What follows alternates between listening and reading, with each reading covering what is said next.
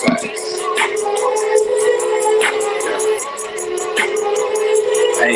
one sec. Straight. Yeah. Hey, yeah. I was this good. And we got them shits like it's no Crisco. I got me a job until them bitches take my piss off. I'm with these niggas, they got money on that tempo. I'm with putting niggas with their snorkel and their crypto. What is you talking about? Fire come out the mouth, you cannot fuck with the flow. Niggas on social media like they know you, but I don't know you from a hoe. Last time I came out the place wasn't late, I looked at my mouth and no hoe. Yeah, I was in love with the money, my nigga, you playing my niggas for hoes. Yeah, concrete grew on clothes, my ex still got some of my clothes. Mostly rappers stole my clothes, I don't throw hands, I don't pose. Mostly Baba be bopping, I'm popping no couch, and she jumping the shit from you up in the couch, and I was going down, my youngest, she jacking on every new living, but baby, I tell them, like I'm David Ruffin, they know where they came from. Pull up on you like your boat, I'm ripping nigga face on. Face on my rap sheet, I pull out the Ashley. If you get my last bitch, you still within our last me. Extra vibes, I be getting fly, I be on everything, I be on that, but I don't got time for a bitch, no backing out, pull out the grip on the nigga backing out. Smoking how you learn it, she teaching me like a virgin, got your way like Ocean Circus, man. Serving white is crazy. First of all, fuck your blog, I don't need none of that coverage. I'll just tell her like it is, the popular ones be some suckers. They ignoring me and burn like we ain't kings of this shit. Well, it's okay, we don't make kids and live around like a bitch. Too many times I've been fucked over and I'm exposing the shit. Responsible for some careers, but they ignoring the kid. They ducking high when I'm trying to be polite about some shit. But let me turn up on the bitch that moves my ever so quick. Niggas trap my stuff so much, I'm fathering so many kids. I'm going off all of this here, I'm splitting bitch nigga wigs. I'm probably trying to catch up to this shit we done did. Murder capital, so you see why niggas the way they is. You social media faggots be acting like little bitches. Y'all be all on niggas' dicks just to get a damn mention. I can't fuck around with you niggas cause y'all softer than kids. All that wicked ass niggas spitting shit that is forbidden. You fuck around with my dick, you mean to death, that's a fault. I'm action back like exit rules with extra Stevens and Scott. That nigga burger hitter, so you know he cracking the top. I bust a head, that's a nigga. Yo, what is going on, man? We are back in the motherfucking building, and we're going to wrap it up with Rapstar. What is happening to everybody across the globe, to my people in the UK? Hey, listen, man, we're going to wrap this boxing talk up for a moment. And there's been a lot of stuff going on, and I hope everybody's doing good. But we're going to have a quick show, and we're going to talk about certain things that are hyping up in England right now, bruv. Yes, this is hyping up in my town. And I'm going to say this right now. This is creating a buzz. The whole of London is waiting to see if this fight is going to be announced. And sources have it that Conor Benn versus Chris EUBANK Jr. is going to be a fight that's going to be announced tomorrow. And I'll tell you this is a catchweight fight. They say the fight's at 156. What a fight. Conor Benn, the son of a legend, the Dark Destroyer, Nigel Benn. You know what I mean? And then you've got Chris EUBANK Jr., a son of another legend, Chris EUBANK Sr. Both of these guys are legends in the sport, which have got their sons right now in boxing. And both of the sons are trying to now live up to the legacy that their fathers have left behind. Now, we know this, that Conor Benn and Chris EUBANK Jr. is no Nigel Benn and Chris EUBANK Sr. Those two guys, they shook the whole of England. And their dads, they took over boxing.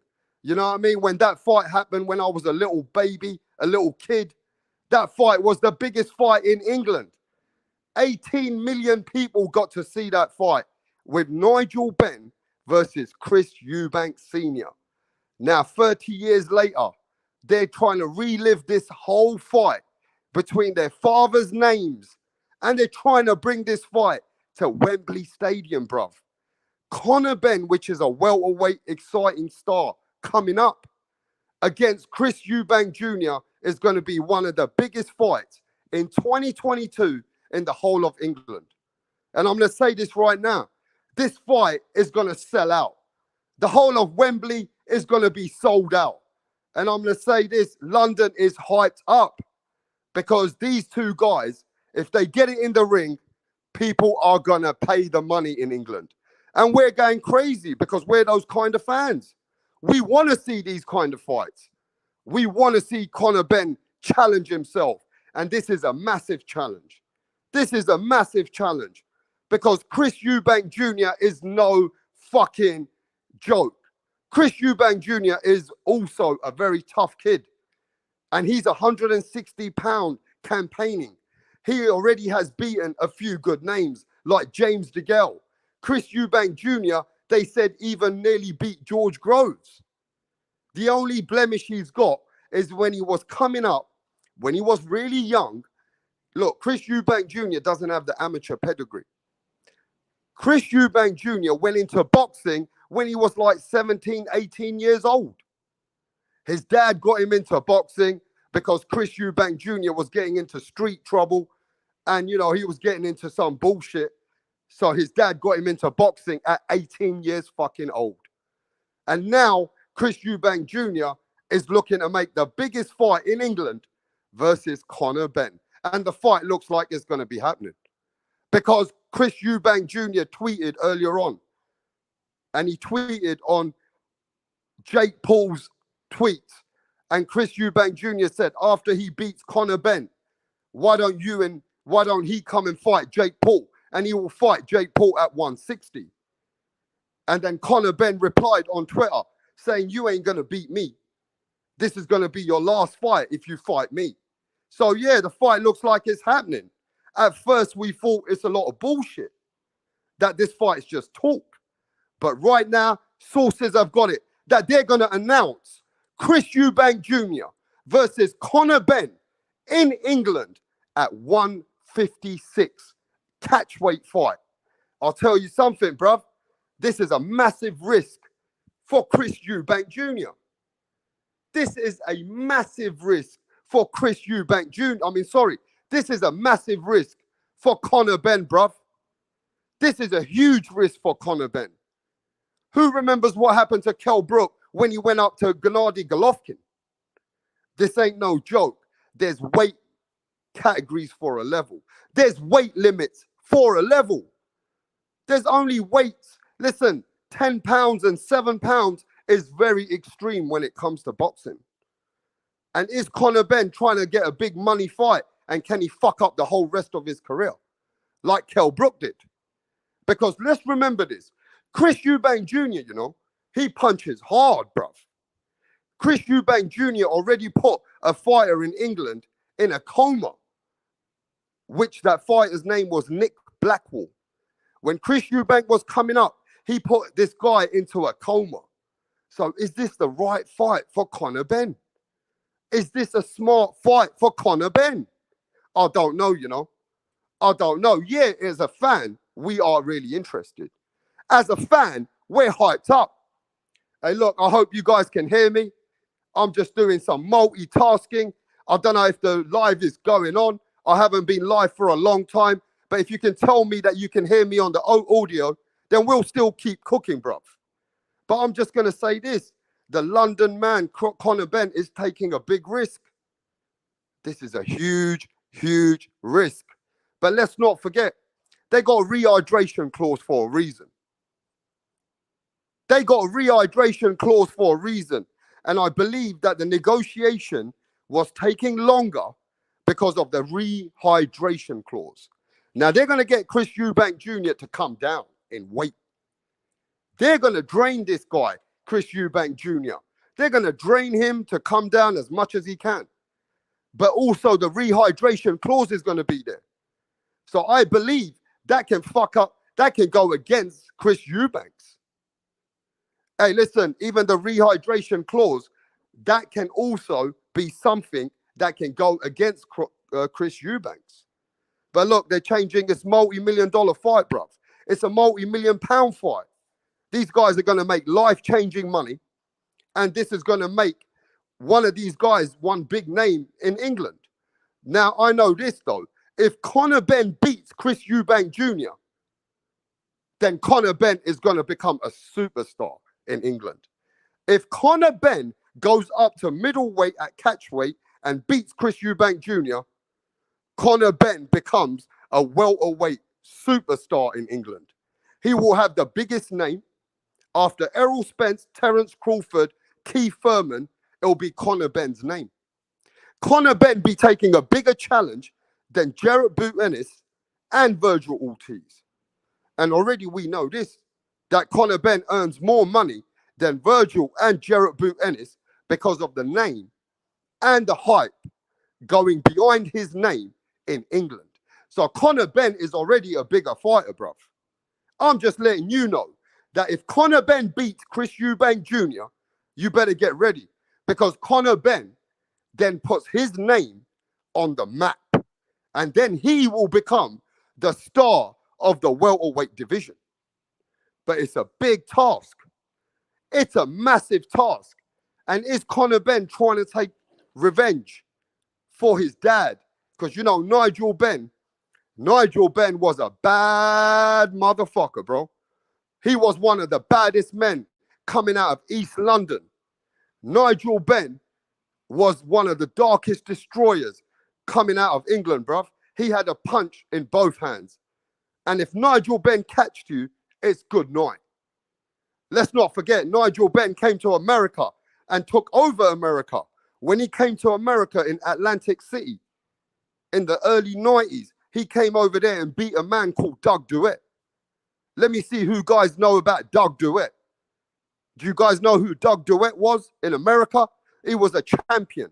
And Nigel Benn, Conor Benn's dad, came over to America and beat the American champion in America. Now, let me tell you something else and give you guys some history lesson. Let me show you some real hardcore boxing talk. Who remembers a boxer in America called RYAN Barkley?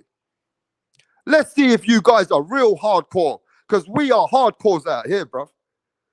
RYAN Barkley from America, who beat Thomas Hitman Hearns. RYAN Barkley was a champion, and Nigel Benn came to America and knocked out RYAN Barkley after RYAN Barkley beat Thomas Hitman Hearns. And Nigel Benn came over to America and destroyed RYAN Barkley, bro. I'm just giving you some history lessons. Yeah? Nigel Benn also beat the number 2, pound for pound, the baddest man on the planet at the time. Number 2 guy who beat Roy Jones Jr. in the amateurs. All right, mate?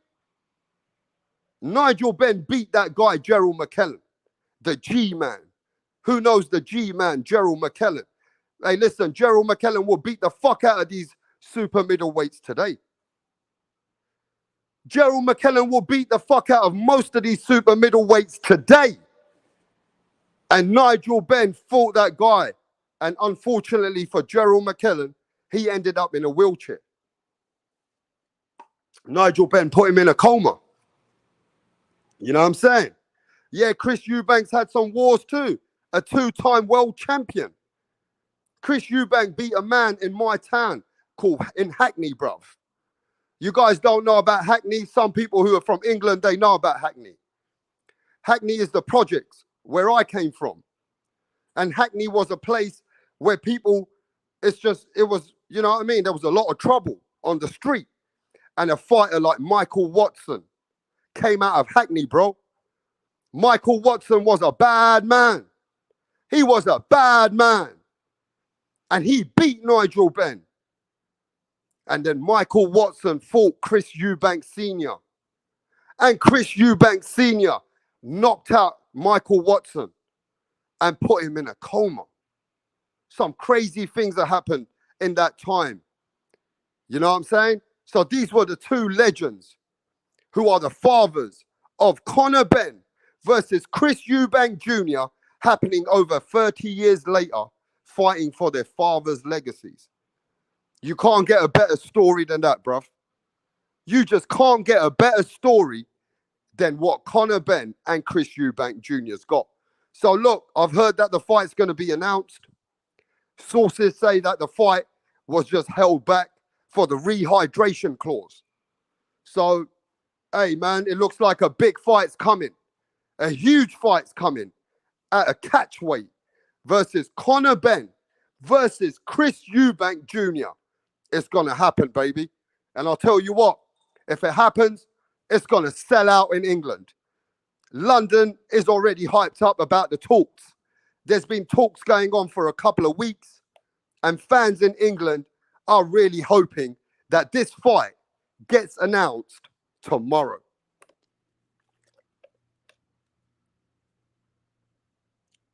Hey, yo, let me give a shout out to some of my people in the pond, across the pond. Give me a second, bruv. I'm multitasking, walking around. Let me just see who's in the building, bro, before we keep cooking. Yo, we got Mackie, mate. What's happening to my brethren? My spa. Mackie, what's going on, bruv? Yo, Karma Serena. Long time. What's going on to Karma Serena? Yes, man. Everybody's coming in the building. Yo, Bruce. Hey, everybody go subscribe to Bruce Goes. Bruce Goes is another brethren across the pond. To my people, just go check him out, man. He's always there talking about boxing.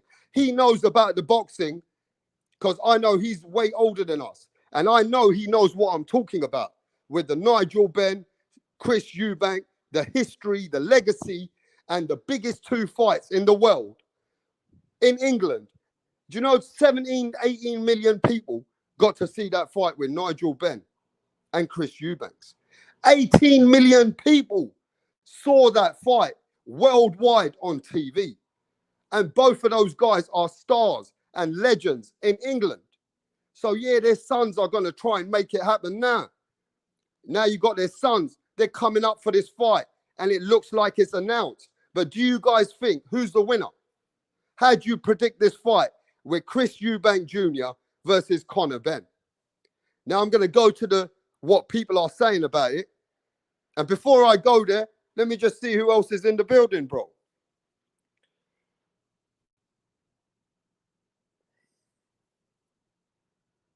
Yo, John McSmith, mate. What's happening, mate? How you feeling there? You doing good over there, lad?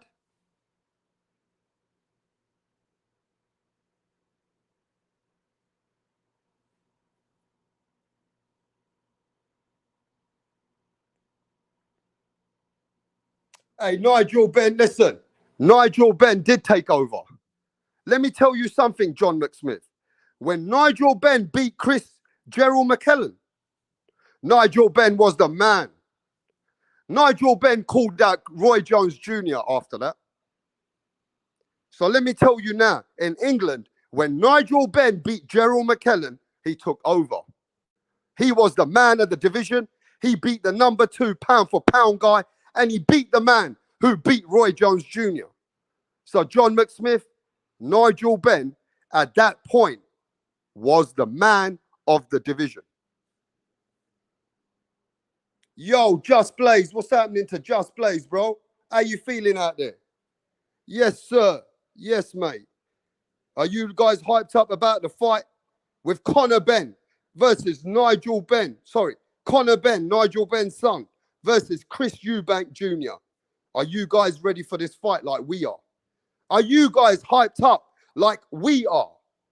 Hey, listen, we're hyped up. I hope people are hyped up because this is a massive fight if they announce it tomorrow at catchweight. This is going to, I'll tell you what, people are going to get ready. They're going to get ready to make an event out of this fight, bro. Tyco TV in the building. What's happening? Yeah, nobody knew I was going to go live, man. You know what I mean? It was a lastminute.com. YouTube has still restricted my channel.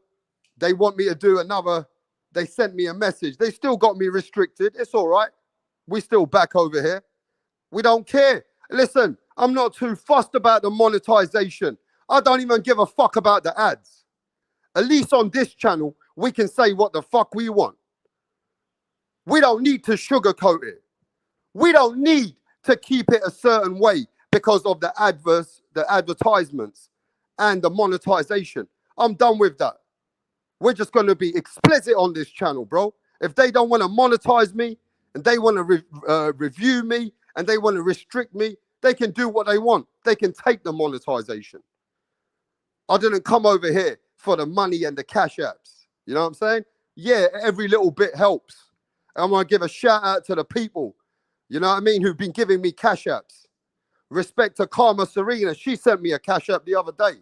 Respect to Jose Gomez. He sent me a cash app. Respect to a guy called Torres. He sent me a cash app, but I never asked for it. So I still appreciate you people supporting us. You know what I'm saying? Even though I haven't been live for a long time. But you know what? I still appreciate people sending me stuff. Enough respect to all you guys out there, man. All we need is you to smash that like button. That's all we need. And the haters need to smash that dislike button. You get me? The haters need to smash that dislike button. And that's all we need.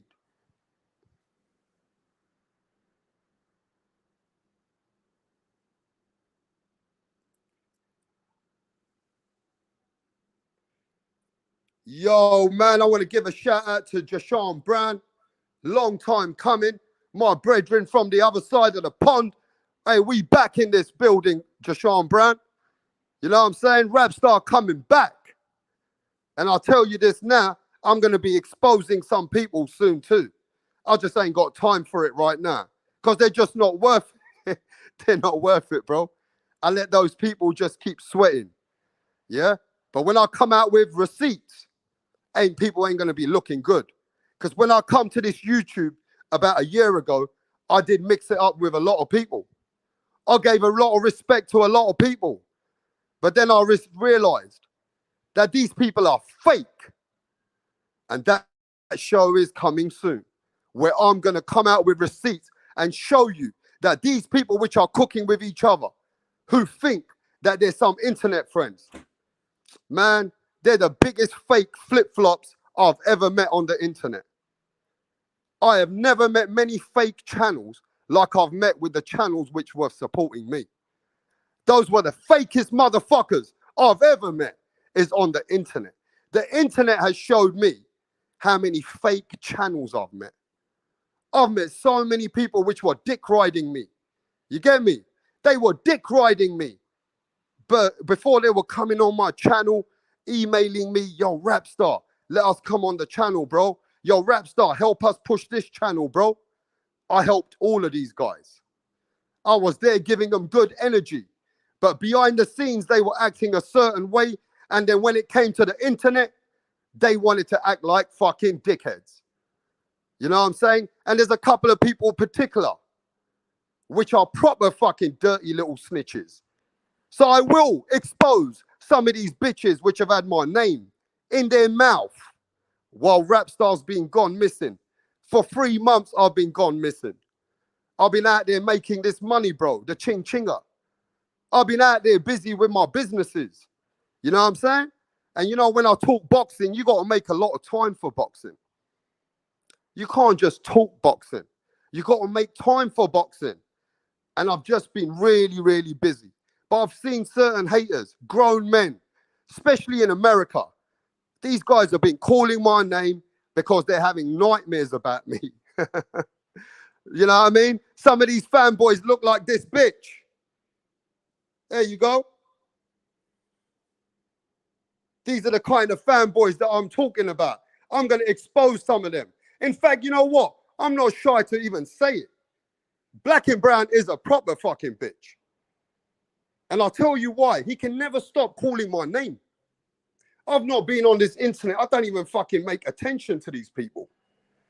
But this was the same guy. And I will talk in substance.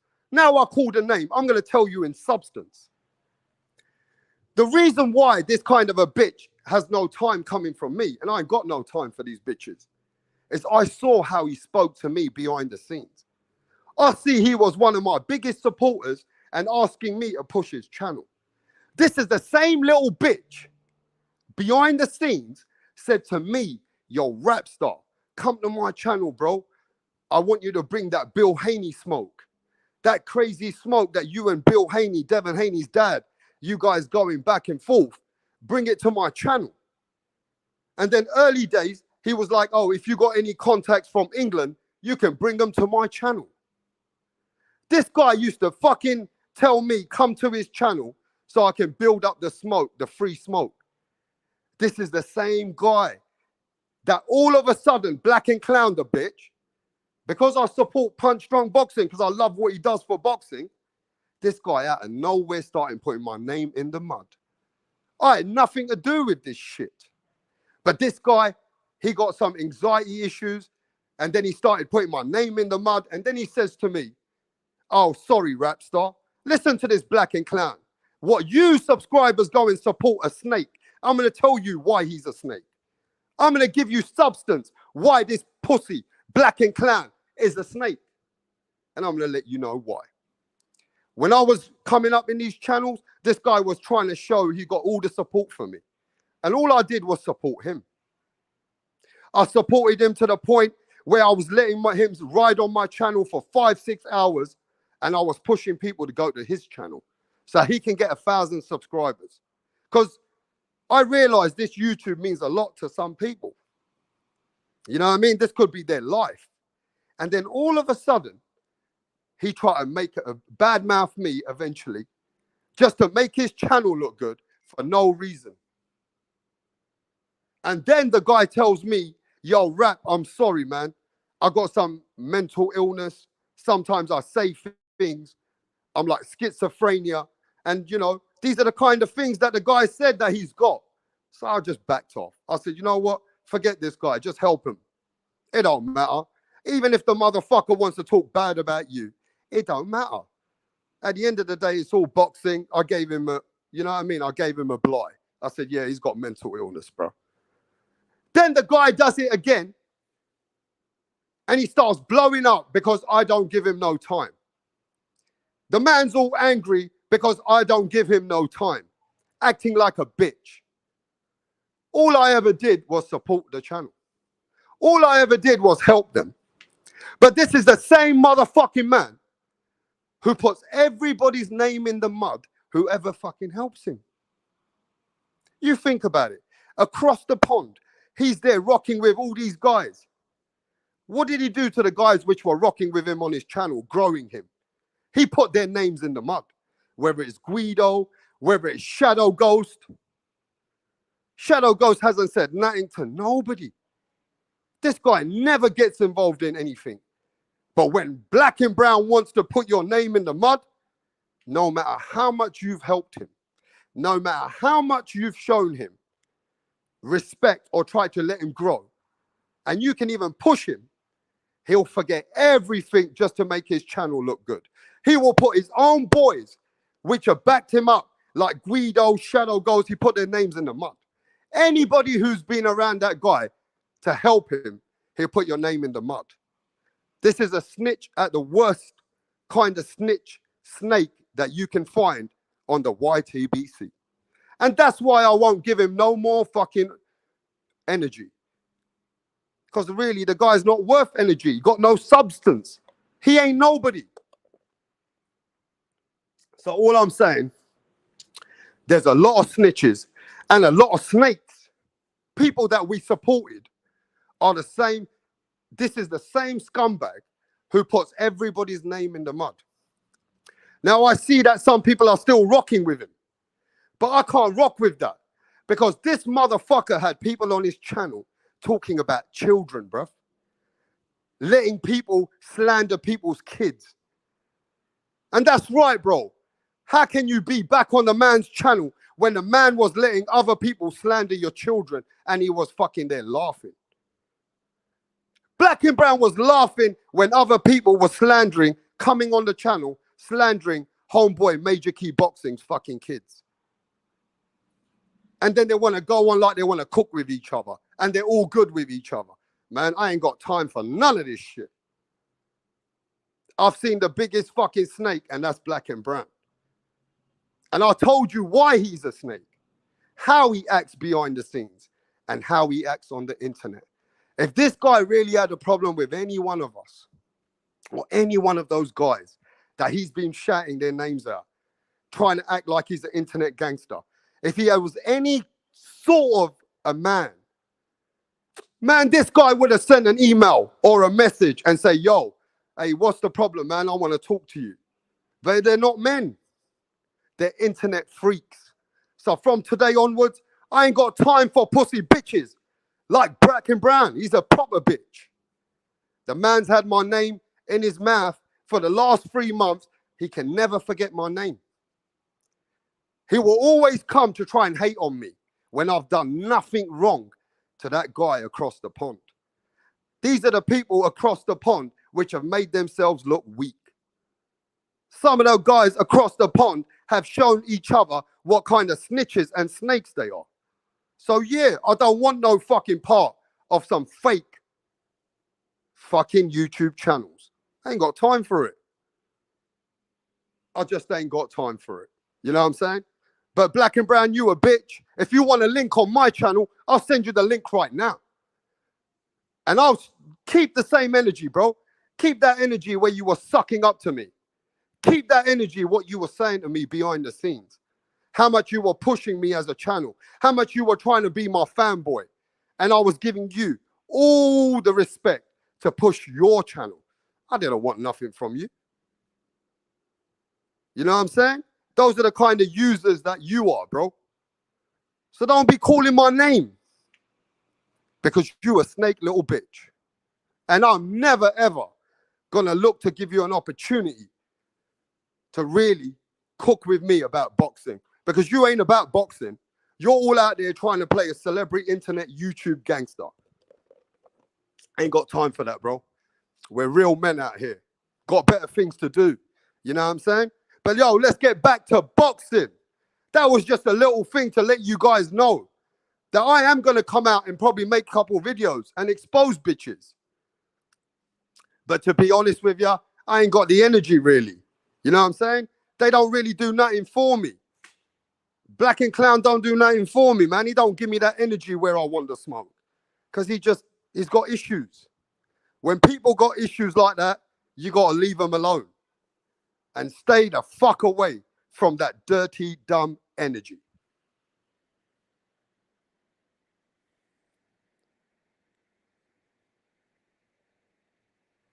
Yo, give me 1 second, bro. Proper snakes in this YouTube, you know, Halim. Halim, my brethren. Hey, listen, you know what us British people are like, bro. All we do is come and support anybody with boxing. All I've done is support people.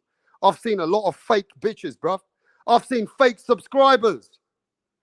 Subscribers who came from me, and then they're trying to play flip-flop because these idiots are contacting them behind the scenes to say, oh, yo, you can't be rocking with Rapstar. We're from America, man. Rapstar's from the UK. You got to rock with your American people. You can't be rocking with Rapstar. These were the same Americans that all I did was show them love. You know what I'm saying? All I did was show them love. But these Americans, they can't show us love. Because you know what? They're not like the British people. British people are not like this when it comes to boxing. It always comes from the American, narrow-minded, stupid fucking people, bruv. I'm sorry, mate. I've got a lot of Americans. I love you guys. I love my American brothers and sisters. But majority, what I've seen on YouTube, dirty, man. Dirty, weak-minded, insecure people. You can't grow with these kind of people. You can't show them no love or embrace them. Because these people, they've got certain kind of issues. You know, they got too much hate. In America, I find there's too much hate. I've tried to chop it up. I gave a lot of people support. But I found there's too much hate and too much weakness. So it is what it is.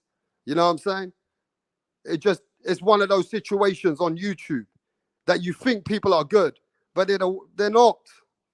Fake little bitches. But yo, give me a second, man.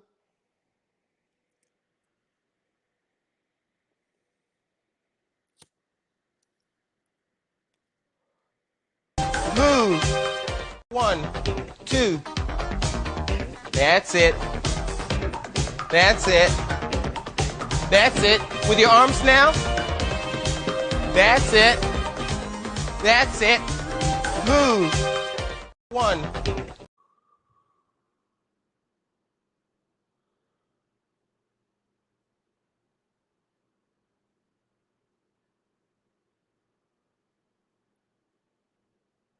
Hey, I want to give a shout out to a few people. We got the General We got the General over here, mate. Big shout out to General, man. How's it going, General? You know what I'm saying? Big shout out to Brian Guzman. Yes, Brian Guzman. How you feeling out there, bro? But look, this is a massive fight for us. Conor Benn versus Chris Eubanks Jr. Big fight, man. People in London are hyped up. They're saying that the fight's going to be announced tomorrow, Brian. They're saying that Conor Benn versus Chris Eubank Jr. is going to be announced tomorrow. So, hey, I'm just saying this. It's a massive fight for us. I don't know how you guys feel about it, but how do you predict this fight now? With Conor Benn versus Chris Eubank Jr. Now, the only thing Conor Benn's got a good chance is because of the rehydration clause. They're trying to drain Chris Eubank Jr. to 156. And there's a rehydration clause in how he comes into the ring.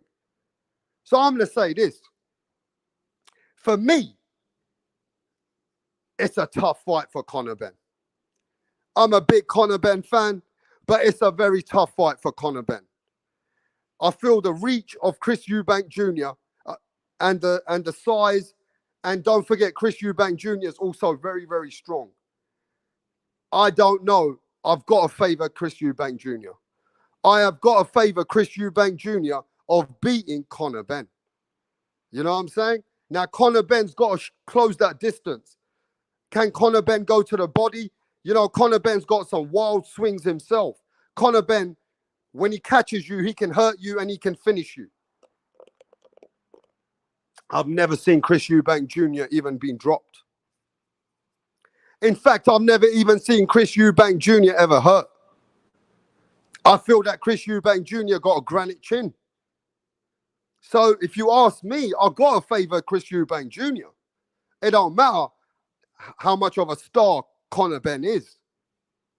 Because Conor Benn is going against a man which is bigger than him.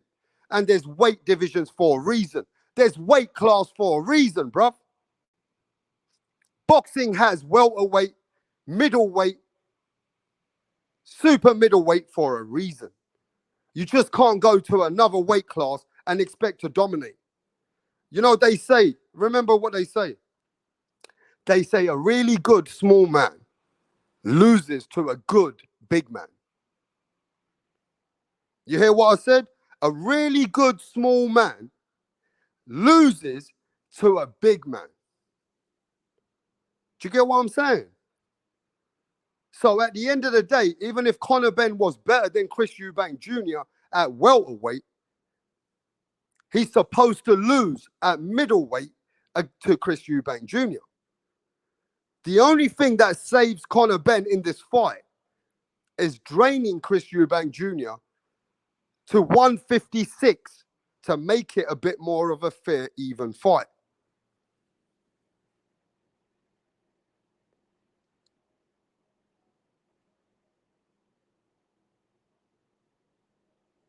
Yo, give me a sec.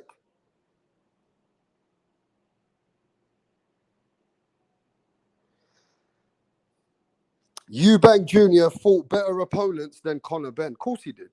Eubank Jr. has beaten a gold medalist in James DeGale. Eubank Jr. nearly beat George Groves. So yeah, Eubank Jr. has been in with better opponents. Yeah, Eubank Jr. is actually, you can say he's got more experience as well. But they both don't have the amateur pedigree. Remember that. Chris Eubank Jr. doesn't have amateur pedigree, bro. Conor Benn does not have amateur pedigree, bruv. So with that being said, yeah, Chris Eubank Jr. has fought better opponents, but we just don't know how good Conor Benn is at welterweight division. We won't know how good Conor Benn is until he fights someone like Stanionis, Keith Thurman. You know what I mean? If he beats one of those guys, then you can say, okay, Conor Benn's ready for the guys like Virgil Ortiz. But right now at the welterweight division from these young guys, of course we got Errol Spence, Terence Crawford, Keith Thurman. But who's after those guys? Because Keith Thurman's at the end of his career anyway. He's only there for his name. So who is there? So let's start with Errol Spence. He's the #1 top dog at welterweight. He got all the belts apart from the WBO, which is Terence Crawford. Then you're going to go #2 at Terence Crawford. This is how I see it. So I got Errol Spence as the #1 welterweight. I got Terence Crawford. And then I'm going to put #3 out of respect because of what he's done. And that's Keith Thurman. Just out of respect, knowing that he's still active and he's got his name there. Now, he might be fighting Edison Lara at a catch weight himself. So let's take Keith Thurman out. Who's the third best guy? Who's the third best guy, bro? Is it Virgil Ortiz, Stanionis, or Jarrett Boot Ennis? Can somebody tell me on the across the pond, who is the third best welterweight after Errol Spence, Terence Crawford?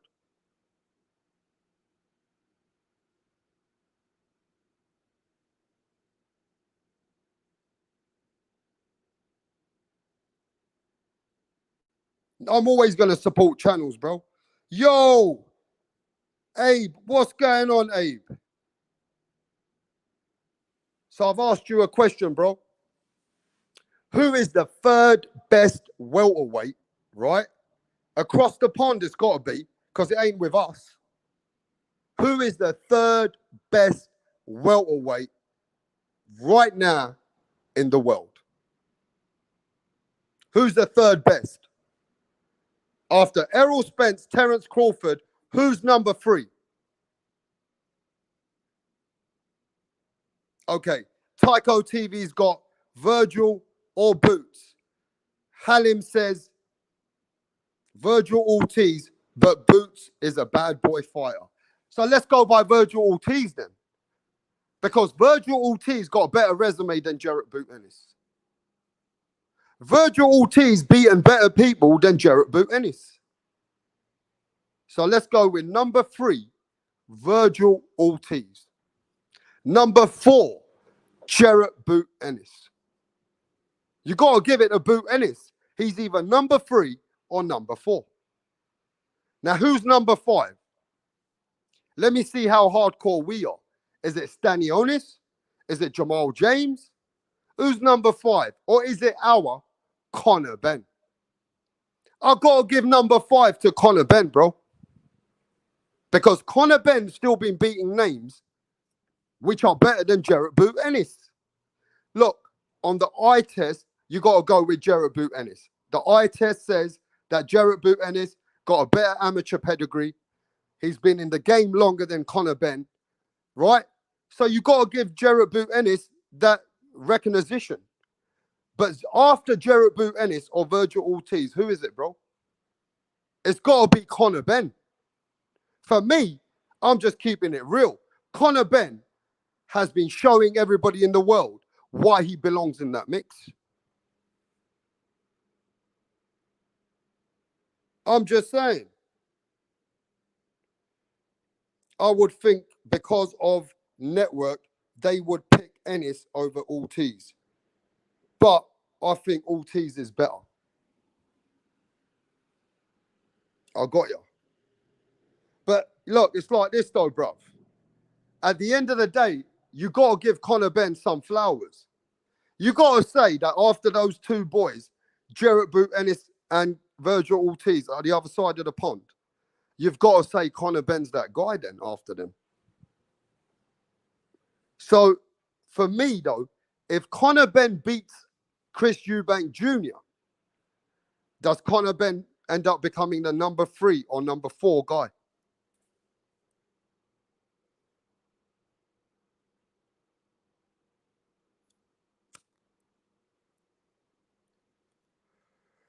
Hey, General, I've been busy, man. The channel's been down for a few months, but we'll come back. The channel's been down for a few months, but we will come back. Do you get me? At the end of the day, like I told you, bro, right now, Conor Benn taking a huge risk if he fights Chris Eubank Jr. Because Conor Benn got some legacy fights ahead of him. In the welterweight division, Conor Benn's got some huge fights behind him.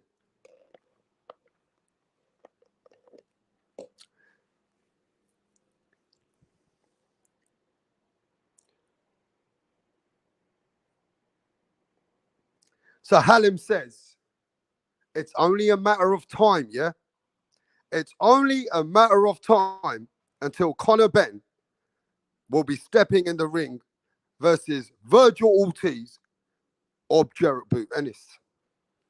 It's only a matter of time now. We'll see how good these guys are.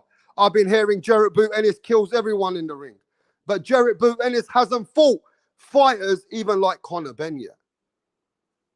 And let me tell you, I know my boxing. Yeah, Jarrett Boot Ennis looks good. He looks good, but he hasn't been fighting top guys. You know what I'm saying? Remember, Jarrett Boot Ennis lost to Gary Russell Jr.'s brother three or two times in the amateurs. So it's not like Jarrett Boot Ennis, we don't know. No, we don't know. Because once Jarrett Boot Ennis steps up to the real guys, we're going to know how good he is. You know what I'm saying? It's very hard to say that he's going to be the number one guy. Maybe Jarrett Boot Ennis goes into the ring with Virgil Ortiz, and it's a good close fight, and Virgil Ortiz knocks him spark out. Then what? If Virgil Ortiz goes in the fucking ring with Jarrett Boot Ennis and knocks Jarrett Boot Ennis out cold, the game changes. The game changes. So we don't know how good Boots Ennis is until he fights one of these guys. We just don't know. He looks good. But even Conor Benn's looking good. Conor Benn putting people to fucking sleep. But Conor Benn ain't fought no top 10 guys. Jarrett Boot Ennis is not fighting top 10 guys. We'll find out how good they are once they step into the ring with serious contenders. It's just as simple as that. You know? Because you can say what you want, bro. I love Boots Ennis, what he does. But can you imagine if Conor Benn put Boots Ennis to sleep? I'm just saying, bro. If Virgil Ortiz goes into the ring with Boots Ennis and just fucking destroys him, then what? But Boots Ennis is looking good, and he could be that guy. And when he comes against those guys, he might fucking show us why he is who he is. I don't know until he steps up with that. He looks like he is. But come on, bro. The fighters that he's fighting, they're not people that I can really give him that ultimate credit for. I can't. Not until he fights one of the guys that I think, yeah, now this guy's the truth. They all look good coming up, bro. Everybody can look good coming up. Edgar Berlanga looks good coming up. Edgar Berlanga looked like he was Mike Tyson coming up. Is that true?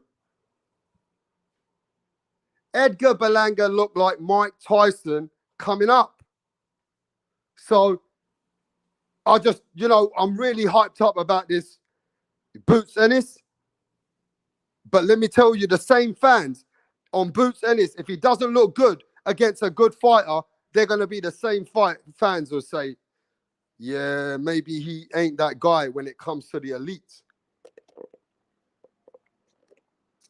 Maybe we spoke too soon, bro. Maybe we spoke too soon, bro. Boots Ennis got knocked down by this guy, and then the whole thing changes. So until they step up, we will know how good they are.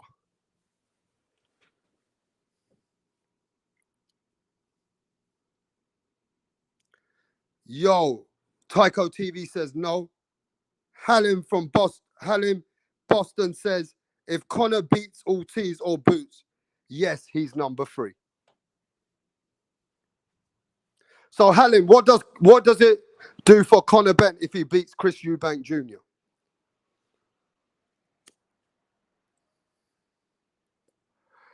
What would it do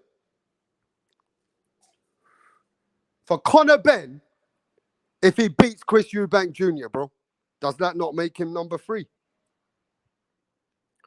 Halim, the man's going up to middleweight to beat a guy who beat James DeGale. Let's not forget that. Chris Eubank Jr. has got such power in his hands. He put a man in a coma. Remember, Halim? What he did to Nick Blackwell from England. Do you remember what Chris Eubank Jr. did to Nick Blackwell, bruv? So if Conor Benn beats Chris Eubank Jr., does that not make him number 3 for you?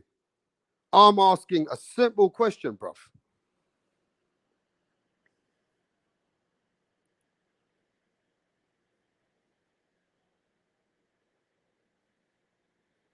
Yes, sir. Late hours in the morning, bro.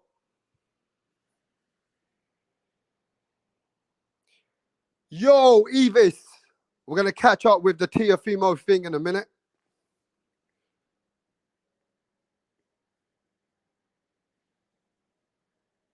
Okay.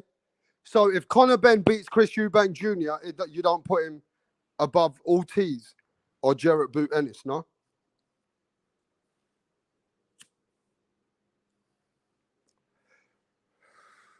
Well, listen here. If Conor Benn beats Chris Eubank Jr., I'm putting him ahead of Jarrett Boot Ennis. That's just me trying to keep it real.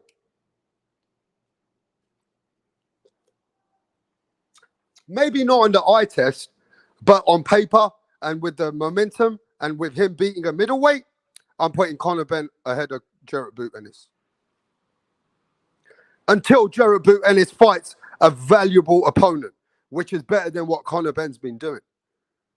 So I got to give Conor Benn all the flowers. If he beats Chris Eubank Jr., Conor Benn is really a possessed guy who wants it. If Conor Benn beats Chris Eubank Jr., I'm putting him maybe at number 3. I mean, away from Furman, obviously. That's if Furman moves up. That's if Keith Furman moves up.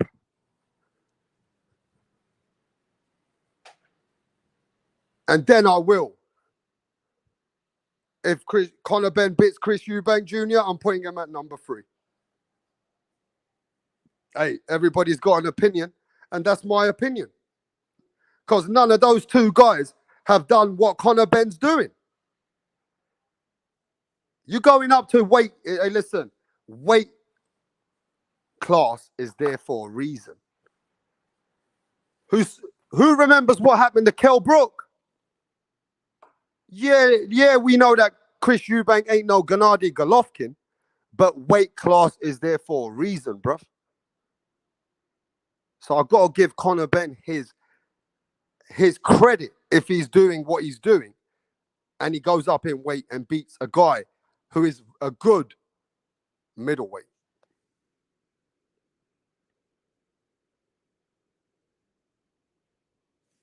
Yo, let me see what Tycho TV's saying. The Eubanks fight is a domestic commodity, nothing else. It's a huge payday fight, not demanding, not a determining factor at 147. Yeah, I get what you're saying, Tycho TV, my brethren. You know what I mean? My brother from the other side of the pond. I get what you're saying. But Tycho TV, remember this, my bro. In England, we're going to class Conor Benn as the real deal. Now, maybe on the other side of the pond, you guys won't give him the credit in the division for going up and putting another, what is it, 6, 7, 8, 9 pounds. 9 pounds to go and fight a bigger man. He's got to get respect for that, bro. You have to give the fighter his credit for trying to challenge himself to go and do that, though. Doesn't matter how big that fight is in England. It has to give him some worldwide recognition, if you ask me. But hey, everyone's got an opinion. Tycho TV says that if Conor Benn goes and beats Chris Eubank Jr., then it don't really do nothing for him in the welterweight division. You know what I'm saying?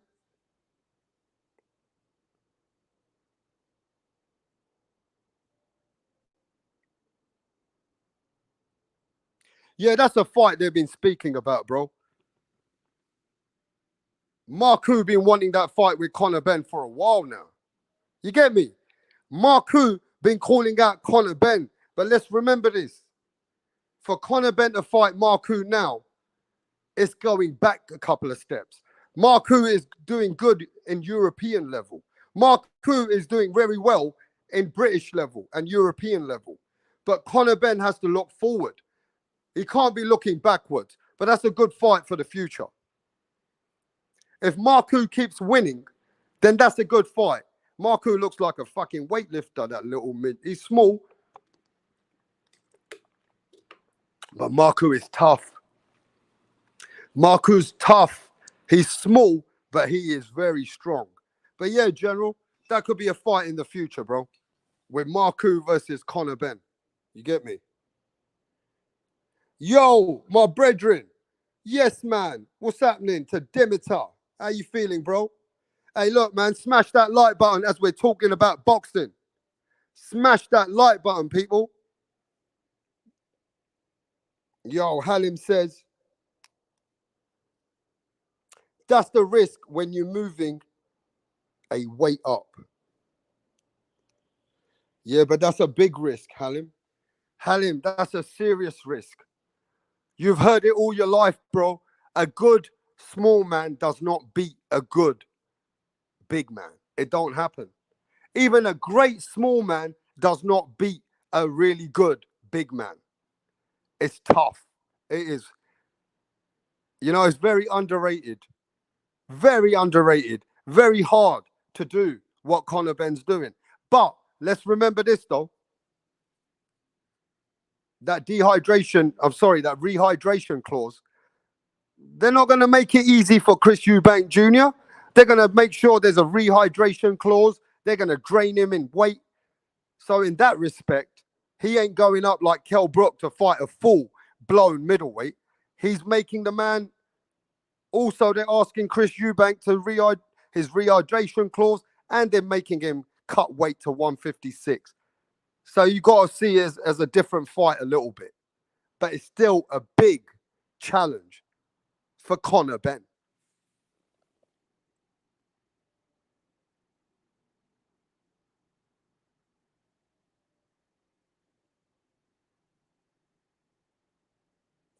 No, that's right, man. Everybody got to keep it the way they got to keep it. We all got valued opinions. You know what I'm saying? Anybody can come on here and give an opinion. And haters can come as well. I ain't bothered about nobody. If a hater wants smoke, we can have smoke. You get me? But let's keep it real and objectively. Let's not hide behind the truth. But yo, let's move it on now. Let's see what happens tomorrow if the sources are correct. If this rehydration clause has been the issue why they haven't been able to make the fight. And have they actually reached terms now between Chris Eubank Jr., Conor Benn, tomorrow? They said they're going to either announce it or we're going to know what's going on tomorrow. So let's see what happens. But until then, we've seen a lot of drama going on right now on the other side of the pond. And now let's get down to the Ryan Garcia, Gervonta Tank Davis situation.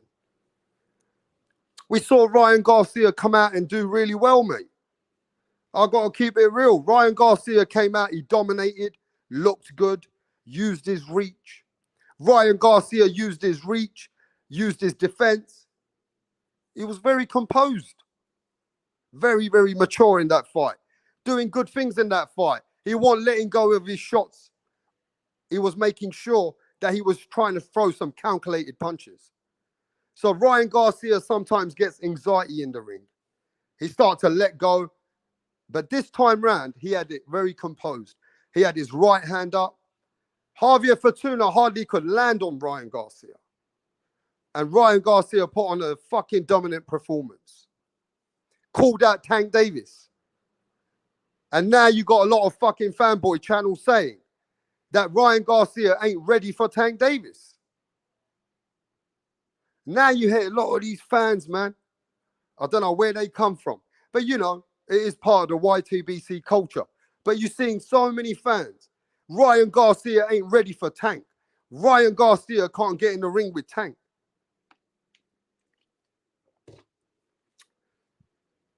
Well, let me also elaborate on that. To all those dumb boxing fans. The fans who don't really know much about boxing and they don't even want the biggest fights. They're the ones who are downplaying Ryan Garcia, that he don't deserve this fight. Well, let me say this to you. The fans who say that Ryan is going to get beat by Tank Davis and Ryan ain't ready for Tank. You are more delusional. You are more delusional than this motherfucker. Move. 1, 2. That's it. That's it. That's it. With your arms now. That's it. That's it. Move. 1, 2. They are more delusional than that's it. They're more delusional than this guy. And I'll tell you why. Was fucking Isaac Cruz ready for Tank Davis? Was Rolly Romero ready for fucking Tank Davis? Well, let me tell you something. Ryan Garcia got more than Isaac Cruz and Rolly Romero put together. And if those guys went in with Tank Davis, were they ready? Was Isaac Pitbull Cruz fucking ready? I have never heard of these dumb fans going on some dumb channels out there in America. The Ryan Garcia haters who don't want to see him go in with Tank Davis, maybe they don't want to see because Tank Davis is their favorite fighter. Maybe that's why they downplay Ryan Garcia now, because they don't want to see Ryan Garcia maybe beat their favorite fighter. Can you imagine those same haters who hate on Ryan Garcia today? Imagine if Ryan Garcia knocked out Tank Davis, bro. How those fans would feel. These are the same fans saying that Ryan's not ready, but Rolly Romero was fucking ready. How delusional does that sound? Well, I'm going to keep it real here. Ryan Garcia is a much more threat than Rolly Romero, than Isaac Cruz. Ryan Garcia has the whole amateur pedigree, the ring IQ, the understanding of how to beat Gervonta Tank Davis.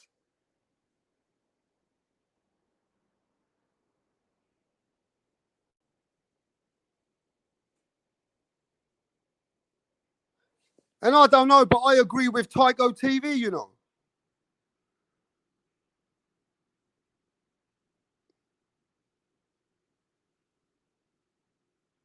If the man wants to smoke, like Jazza says, why are you downplaying the man who wants the motherfucking smoke with one of the biggest dangerous knockout artists, Gervonta Tank Davis?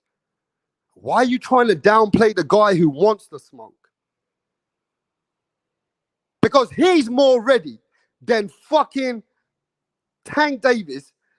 This is, look, just like what Tycho TV said.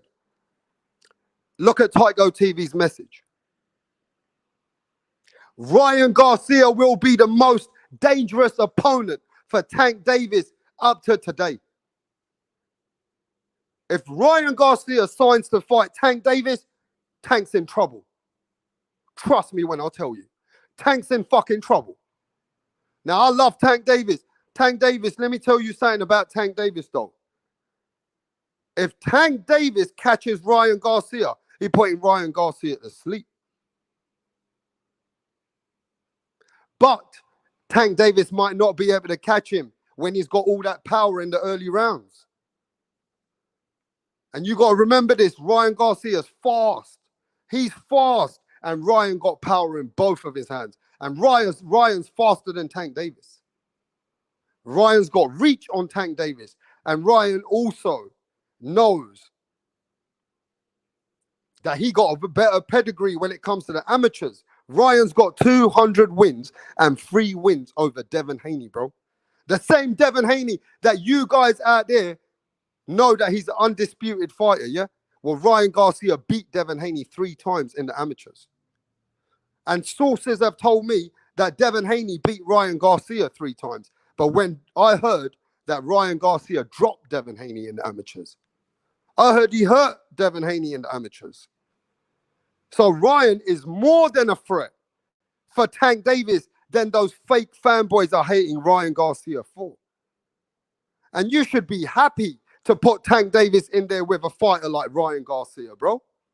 If you're a Tank Davis fan, you need to be pushing for this fight. You got to be pushing for this fight. And I don't understand what's the logic of these American fucking fake fanboys. And we have to say fake because, you know, majority of America have got the real best fans. But these fake fanboys, bro, they don't want their best fighter to fight Ryan Garcia. And where I come from in England, that's some bullshit. Even though we're a Conor Benn fan, we want to see him fight Chris Eubank Jr. Even though we was a Daniel Dubois fan, we wanted him to fight Joe Joyce. So where's this culture coming from in the United States, mate? American fucking fans, their minority fans, are the most weakest fans when it comes to their fighters. We are happy to see our favorite fighter go and challenge himself and lose. You know, you guys are still fucking speaking about Errol Spence, Terence Crawford, and the fight still hasn't happened. We got Conor Benn trying to chase Eubanks. We had Josh Taylor come to America to fight Jose Ramirez. We have Tyson Fury that came and shut down the whole of the haters and fought Deontay Wilder and beat him twice in his own country. Say what you want about my British boxers, but at least the British boxers are ready to fight.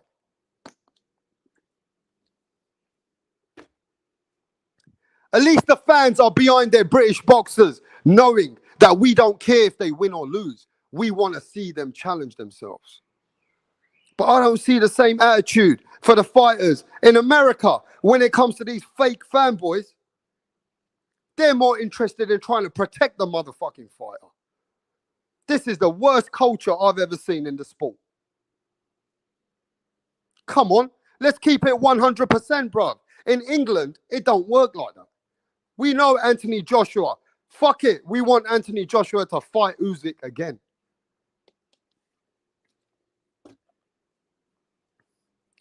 You know what I'm saying? At least the fighters are trying to fight everyone, bro. Even Josh Taylor.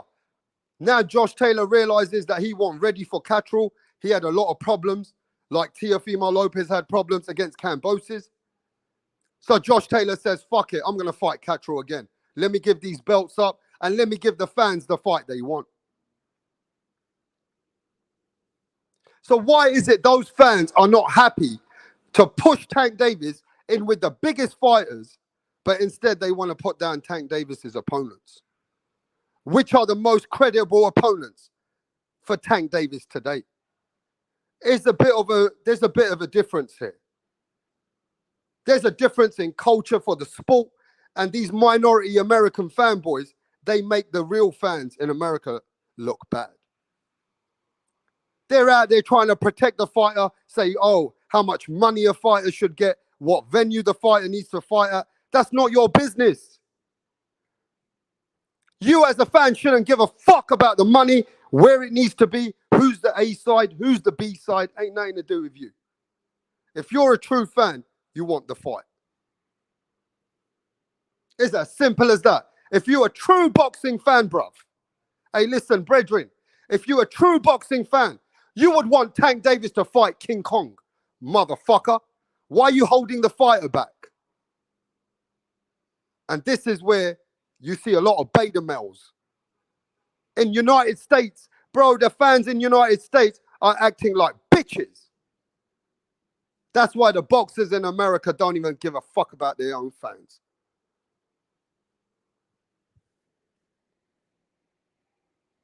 But yo, give me 1 sec and I'll be right back.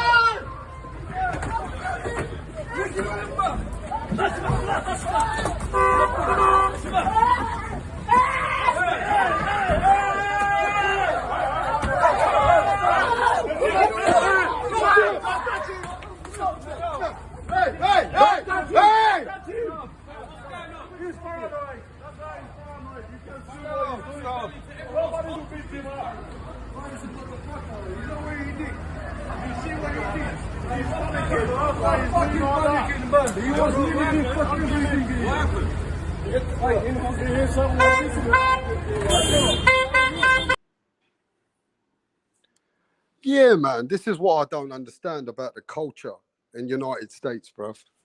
Halim, I don't understand how their fans over there in America, bruv. They want to protect their fighters, bruv. They're putting down Ryan Garcia since he beat the fuck out of Harvey Fortuna. They don't want Ryan Garcia to get in the fucking ring with Tank Davis, some of these Tank Davis lovers.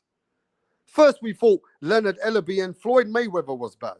Nah, his fanboys are bad. In the United States, the fanboys are pussies, bruv. They make their American fighters look weak and bad.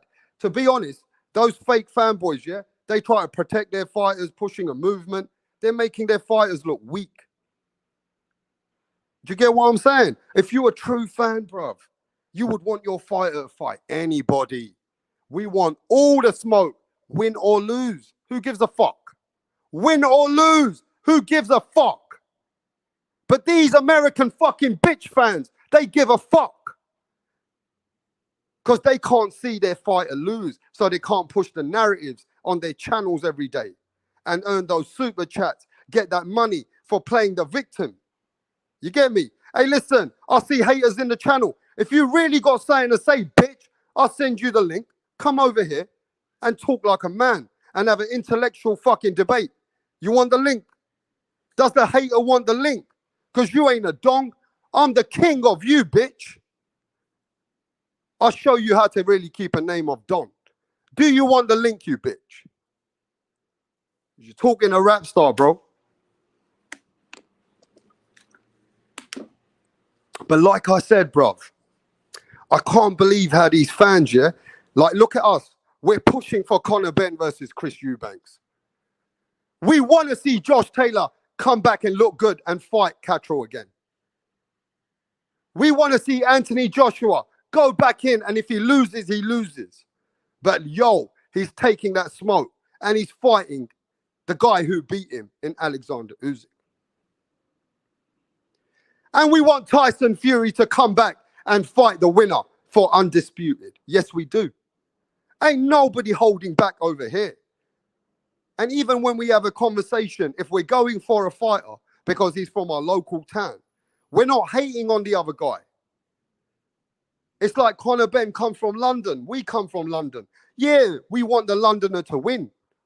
But if Chris Eubank Jr. wins, enough respect to Chris Eubank Jr. And respect for Conor Benn for trying to go in there and fight my guy. And fight. That's all it comes down to for fans. But not these American fanboys. They want to know, oh, no. Tank's the A-side. No, the fight's got to be here. Just like these Errol Spence fans and Terence Crawford fans. They're just a bunch of fucking idiots. I mean, I've never heard of more idiots than the Errol Spence fanboys and the Terence Crawford fanboys. Yo, man, Terence Crawford, he a bitch. He ain't coming to Texas. He don't want to fight Errol Spence in the Cowboy Stadium. That's what I heard the other day. They were hating on Terence Crawford because he ain't coming to Texas to fight in the Dallas Cowboy Stadium. What the fuck has it got to do with you where Terence Crawford and Errol Spence fight? Why the fuck are you hating on Terence Crawford because he don't want to fight in Texas? Errol Spence is all right with that. Yo, Errol's the A-side. And you know what? Bud is outpricing himself. Ain't got nothing to do with you, you bitch. Just you should be there just to say, I want to watch the fight. That's a true boxing hardcore fan. A man who just says respect to both fighters. I want to see the fight. I don't care how much this motherfucking fighter gets, and I don't care how much this guy gets.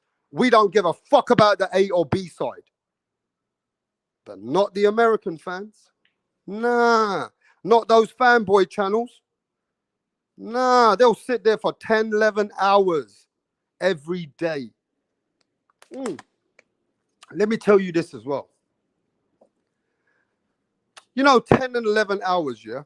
Or sometimes cooking boxing every single day of your life, talking about the same shit. I'm really sorry to say this. Yeah, some people have come out on YouTube and said, yo, just like Black and Clown did, that he's got some schizophrenia, mental illness problems. And sometimes they say things and they don't mean it. But I'm going to keep it real with you. There's a lot of mental illness and craziness on the YouTube. These fanboy channels, bro, they're not doing nothing good for their people. Let's keep it real, though. How are you teaching your people to just push a certain movement and certain fighters and certain race? Think about that as well. You showing the new generation to come out in boxing fans on the YouTube in America, yeah? You're showing all these young kids, hey, yo, just push this fighter, because of the color of their skin. That's what they're doing in America, bro. America's full of toxic shit. They're bringing so much racism into the sport. They don't want to give other fighters with other cultural backgrounds any respect.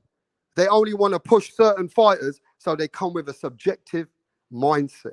How are you helping your people like that in 2022? We live in a multicultural world. Everybody's got to embrace each other, and you got to grow together in today's world. But motherfuckers are coming out here talking like they're victims every day. This ain't good enough, that ain't good enough, the color of skin. It's just dumb, bruv. Because this is what is destroying their people, the young kids on YouTube. They're teaching their young kids to have hate and just follow certain fighters because of the color of their skin. And those channels are big channels.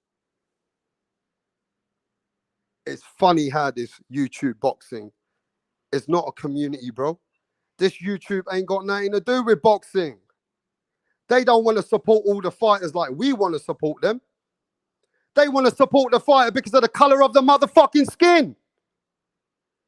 How can we relate with these fucking YouTube community? It just don't make sense. When I first came, I came and showed them all support from England. Of course I'm going to show them support because they're in boxing, bruv. But you can't support that, man. You can't support that. Because it ain't even helping boxing. They're just grown men they're not even giving you anything. They're just taking your money. All they're doing is taking your money, making you feel like a victim so that you can support a race. But really, they don't give a fuck about you or their own race. They don't give a fuck about you or their own race. They are playing a game. And they're playing a dirty game out there in America with the sensitive fucking people, with people which have got mental illness, people which have got schizophrenia. These are the people which are there leading these groups. Come on, bro. You're talking a rap star here, bro. And you got people out there showing that energy, showing that they want to be part of these groups. And that's what they're bringing to boxing. Man, fuck the YouTube community. Ain't no YouTube community out here. Every man for themselves, and groups can go fuck themselves. Groups are there to take down boxing and tear boxing down on YouTube. Groups are there to show hate and show racism and show, you know what I mean? There's no building from that. These motherfuckers make their money off of shit like that. I'm just saying.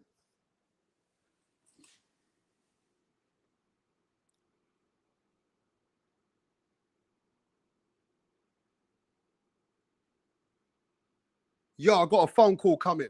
Give me a sec. I don't want to take this live down. We got to talk about Teofimo Lopez. I got some stuff that I need to talk about Teofimo Lopez as well. So just give me a moment and I'll be back.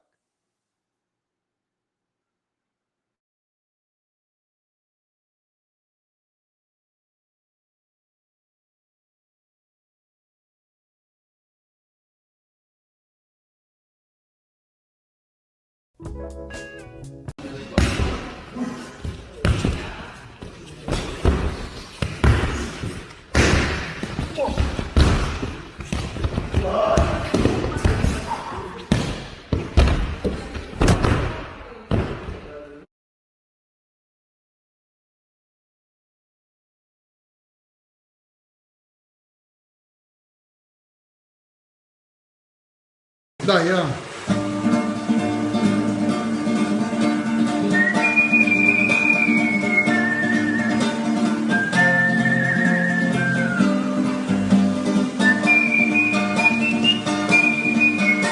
Bông binh nhau nhau nhau nhau nhau đi đi đi đi bông bông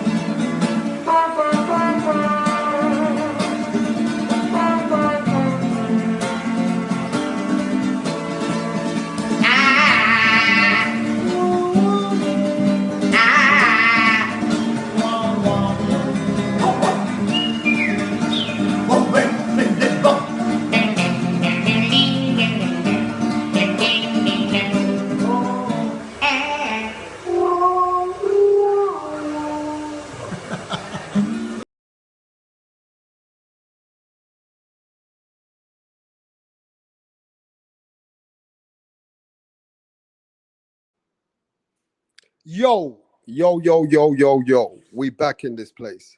So Halim says, yo, rap star, I've been in boxing all my life for a long time. I've seen the good and the bad in boxing. Me too, you know? But Halim says he's never seen anything like the way these people speak about the sport on YouTube.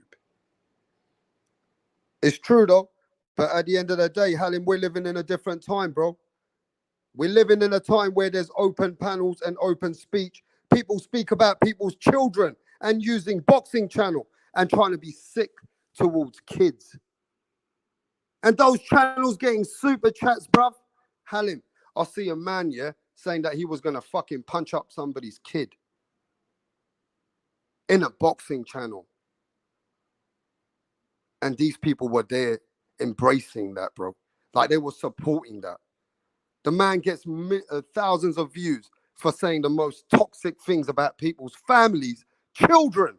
Fuck that, bro. Children. Bro, these people wouldn't last a day in our hood in England. And those channels have got boxing channels that they're using as a front. And they say things like that. That's sick. Come on. That is going to another level, bruv.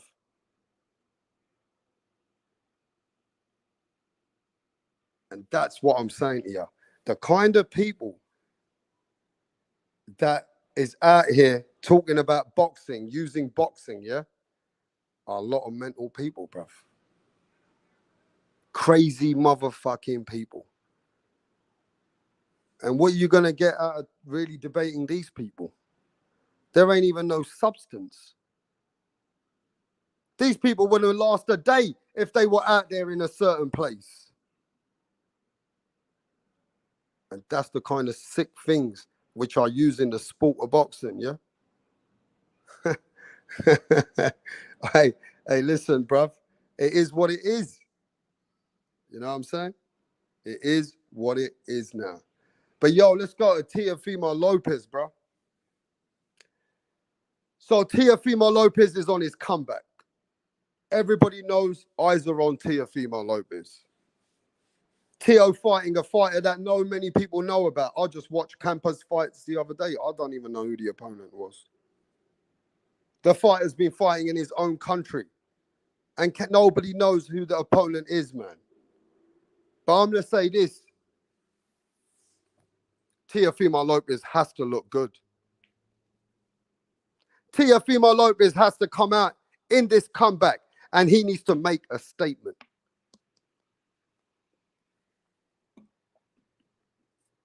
This opponent is an unknown opponent.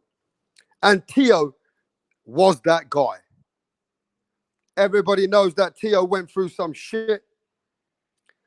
You know that the ESPN doctors, some doctors made a report that Teo was not himself. He wasn't prepared correct.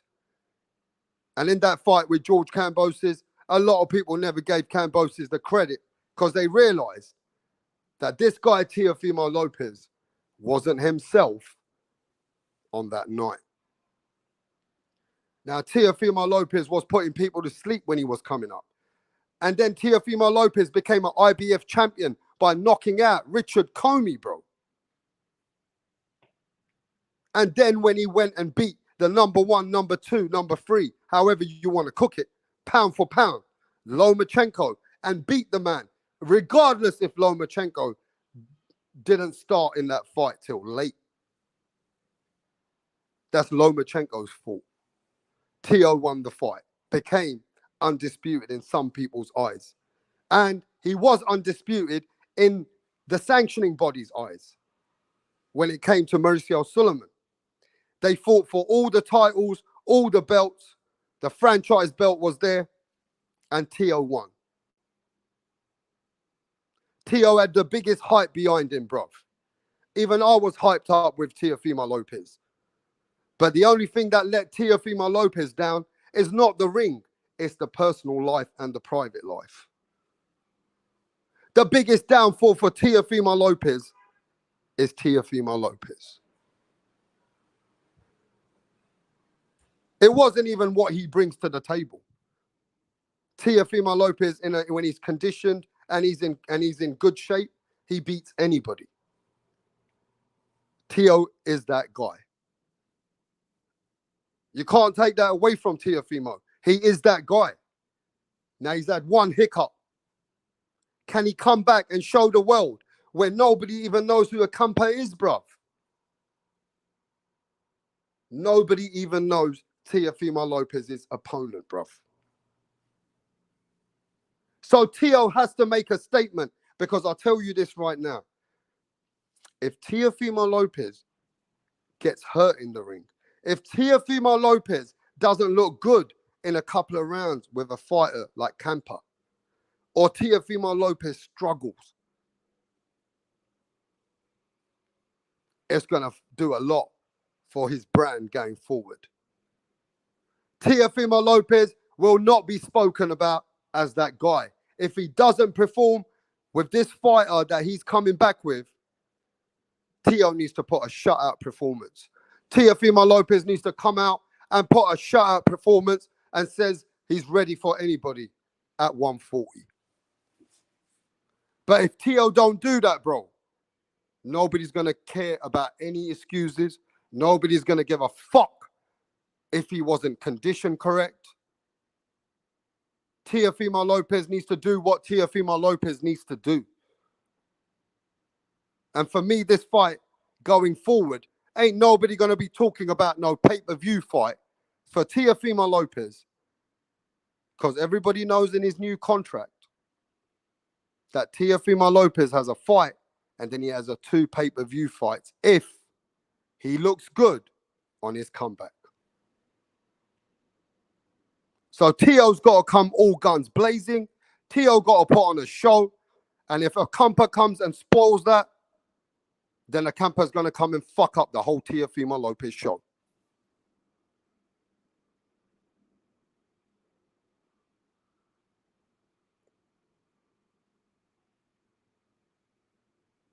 Brian Guzman, yes. Of course you're going to expect Teofimo to come and smoke Kampa. Of course you expect that. But let me tell you this, bro. This guy Kampa's coming to fight for his life. This is a life-changing opportunity for a fighter that nobody knows, Kampa. Everybody's checking out Kampa now on Google and on YouTube, bro. Ain't nobody was talking about no Kampa when Teofimo Lopez announced he's fighting Kampa. Now Kampa's come out of nowhere. So, of course, everybody's expecting Teo to smoke Kampa. But Kampa might have some different ideas. And if Camper comes and spoils the party, anyhow, Teofimo Lopez doesn't look that great, bro. If Teofimo Lopez don't look that great, yeah, then I got to be honest with you. Tio's going to lose that hype. And ain't nobody going to be talking about no pay-per-view fight with Teofimo Lopez. So Tio has to come and perform.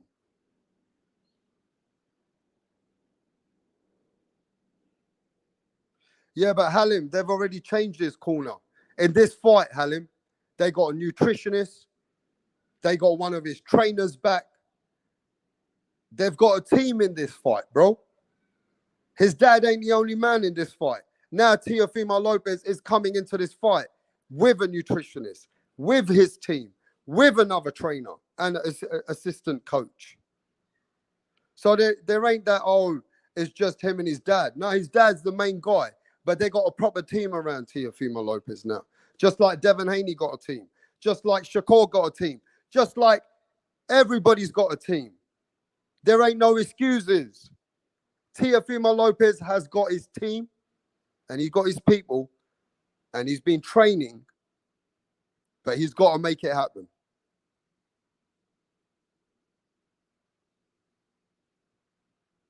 Yo, what's up to David, bro? Big shout out to David in the building. Dimitar says, I think Teofimo Lopez will be ready. But remember this, Dimitar. He has to capture the fans now. Dimitar, remember this. Teofimo Lopez has to come and, get the fans on his side now. He got to perform where the fans will be like, yes, man, Teofimo Lopez is back.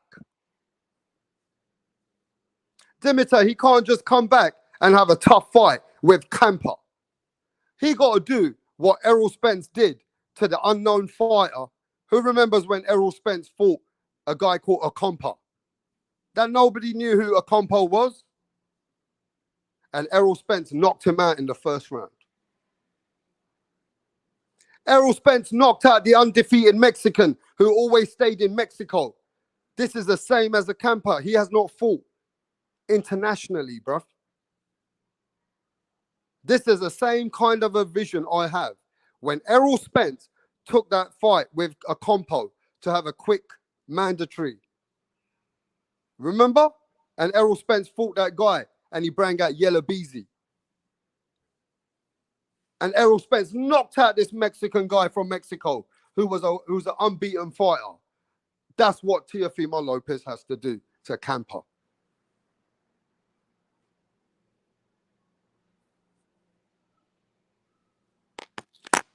Okay, what do you think Teofimo Lopez needs to do in this comeback fight? Anybody got any?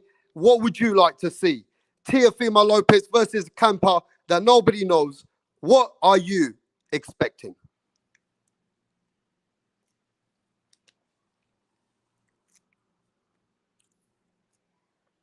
What are you expecting, bruv? Can somebody tell me?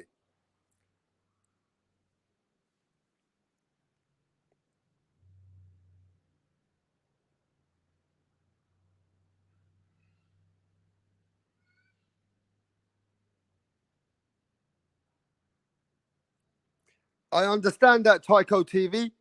I understand that. But what I'm saying is that the boxing fans and the casuals, they don't know him. So they've definitely picked this opponent. Look, I don't like using that word cherry pick, but this is an opponent that they've picked for Teo to look good. The whole package has been put down with Bob Arum, Top Rank Promotions, Teofimo Lopez to make him look good so that they can get him into a pay-per-view fight next. Let's keep it 100.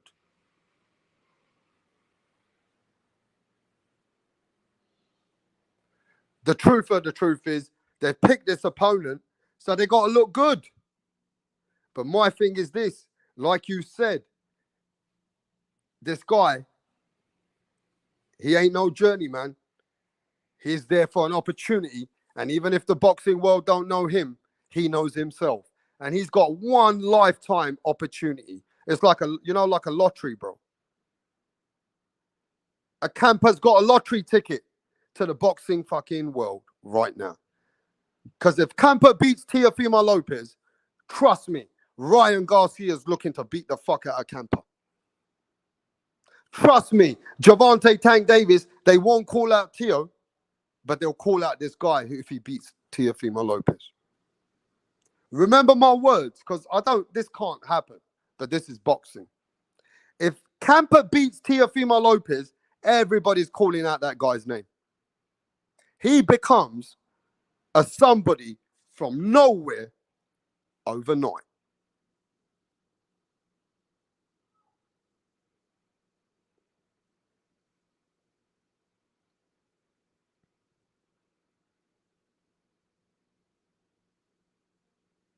Exactly, Tyco TV.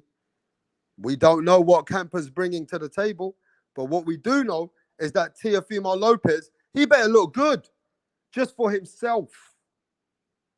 Because we understand boxing and we know that there's pay-per-view fights there for Teofimo Lopez after this fight.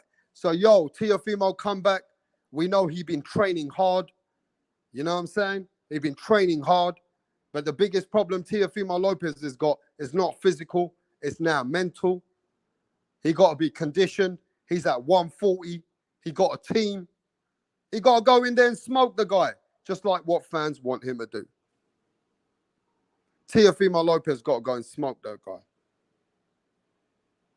If he wants the fans talking about him like he's the killer at 140. Yo, Peter. What's happening to Peter Von Arx, mate? How you doing, bruv? Nice to see you back, my brethren. Yes, Peter.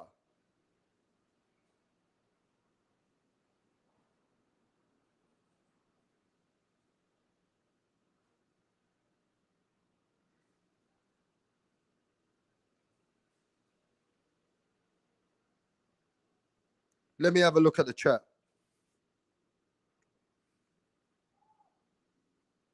Eva says that Tank is the cherry pick champion. Eva says Teo needs to make a statement. That's right, Evis. Teofimo Lopez has to make a statement on this comeback. He can't be pussyfooting about, bro. He got to come in there with that killer mentality, the best counter puncher he is. Teofimo Lopez got very good head movement. Sharp fighter, man. Teofimo Lopez is a sharp fighter.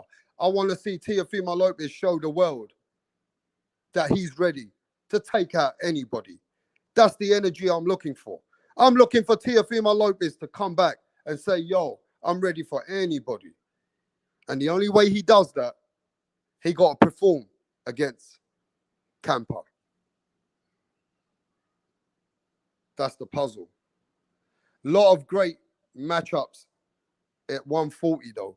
Yeah, 140 is a big division, bro. Now you got Ryan Garcia campaigning at 140. Big division. And if you get Gervonta Tank Davis at 140, man, that becomes the most biggest exciting division in boxing. Now the lightweight won't be the exciting division if these guys move to 140. You know what I mean? Yeah, we got Devin Haney, but Devin Haney got situations to clean up with George Kambosos. You know what I'm saying? And Devin Haney ain't giving you the cracker fights, the fights where people are just, wow. Those fights are with Tank, Ryan, even Teofimo, Jose Zepeda, even Josh Taylor. When Josh Taylor's in condition, Josh Taylor's going to come with excitement. He's going for it. So you got a lot of good, exciting fighters at 140 for sure. 140 will take over. The super lightweight will take over.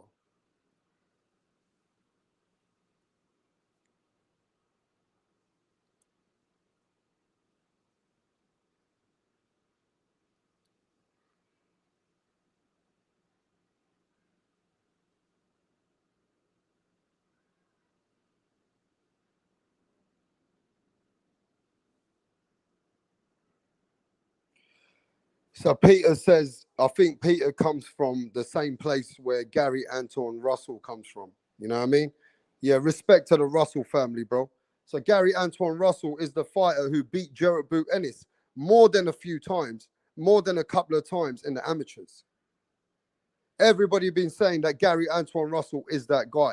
In the amateurs, he beat, like I told you, Jarrett Boot Ennis more than twice. So, yeah, he got a big fight coming up in Peter's hometown with Barthélemy. I think that's his name. So, yeah, you're expecting big things from Gary Antoine Russell. He's at 140 as well. And then you got a guy called, what's Eddie Hearn's fighter's name, bro? What's his name? Montana Love. You got Montana Love at 140. You got fighters there at 140, bro, coming up in the game. I think you got that guy, what's his name? The Chinese guy, what's his name? Brandon Lee. You got him coming up at 140. So, yo, Ryan Garcia got all the smoke at 140. More than enough smoke that he can handle for most of his career. Teofimo Lopez has got all the smoke he needs at that division. That's a killer's division. Where Teofimo Lopez and Ryan Garcia are now, that's some real man division. Real killers out there. Let's not forget you got Jose Ramirez still in the mix. You got Regis Prograis. How the fuck did I forget Regis Prograis? Regis Prograis is the boogeyman of that division. People forget that at 140, there's killers after killers. Man, I can't believe I forgot Regis Prograis. Regis Prograis, bro. This man, listen, you can say he beat Josh Taylor. It was that close. So, yeah, Regis Prograis would teach some of these young guys what it's like to be at 140. Yeah, you got some names at the super lightweight division. You got some good names out there, for sure.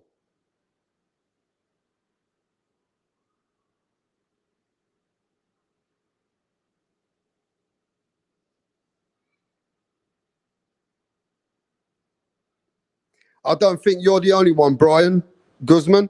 Many people don't know who Campa is.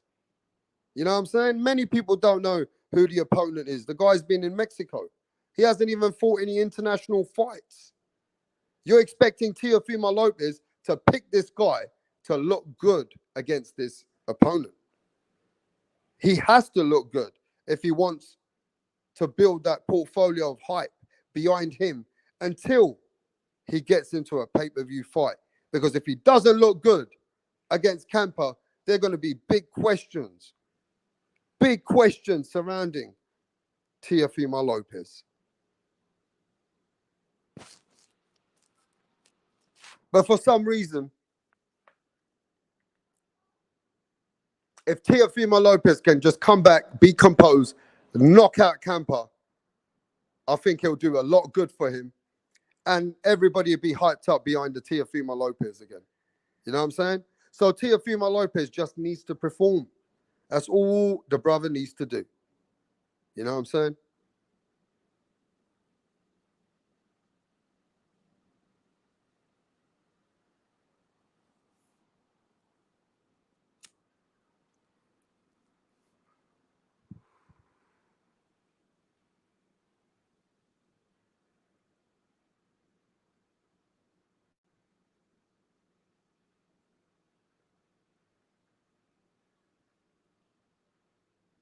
Yeah, I'm just going through the chat, bro.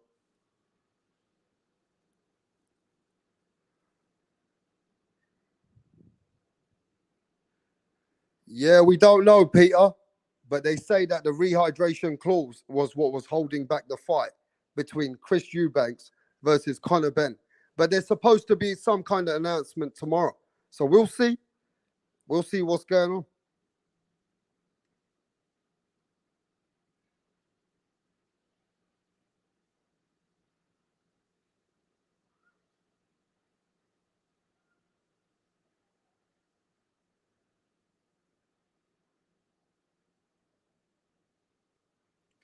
But yo, to be fair with you, I just need to see fights get announced right now. You know what I'm saying? We need to hear fights get announced now. We've been waiting too long for the Errol Spence Terence Crawford. Hopefully that gets announced. That brings up a massive fight. You know what I'm saying? I don't think Ryan Garcia, Tank Davis ain't gonna happen. I just don't see it happening. The reason why I can't see Ryan Garcia, Tank Davis happening is Tank Davis is the boss man. Tank Davis holds the key for that fight. And you know that Oscar De La Hoya and Ryan, he's got obligations to DAZN. And you got egos in that fight. You already know that Tank Davis is the A side. Mayweather and Tank Davis are the A side in that fight, no matter how much noise Ryan Garcia wants to make. No matter what Oscar De La Hoya says about wanting to have that fight on DAZN, that fight can't happen on DAZN. If Ryan Garcia wants to fight Tank Davis, he got to go to the A side. You got to fight where the package is going to be put together by Showtime. Showtime are not going to split that fight with DAZN for Oscar De La Hoya. So this whole fight is actually a waste of time until Tank Davis can throw the package together and throw life-changing money to Ryan Garcia. Because Tank Davis ain't going to want to fight on DAZN. Tank Davis is the A side. Mayweather ain't letting no Tank Davis fight anywhere else anyway. Not to mention, Mayweather and Leonard Ellerby don't let Tank Davis fight away from their own promotional banner. So the only way that fight happens is you got to go and fight where the A side can put that money up. So can Tank Davis push Mayweather, Leonard Ellerby, Al Heyman, Showtime to put the money up for Ryan Garcia, where Ryan Garcia says, fuck this shit. I don't care. I'm going to go fight on Showtime. That's the only way I see it. Because why is the A side going to go split their money and go on DAZN? Why the fuck is Mayweather, Al Heyman, going to send Tank on a split promotion between and the fight to be put on DAZN? Ain't make no sense. None of that shit makes any sense.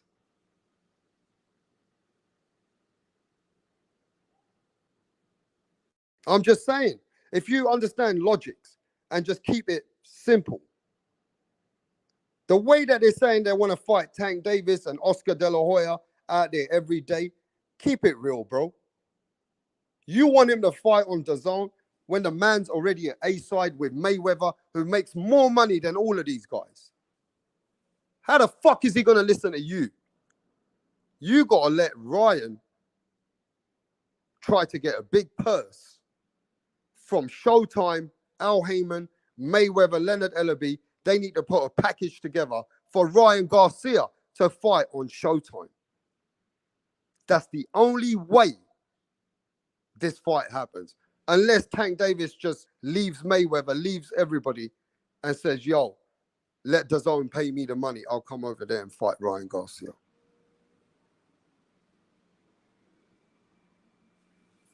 I'm just saying.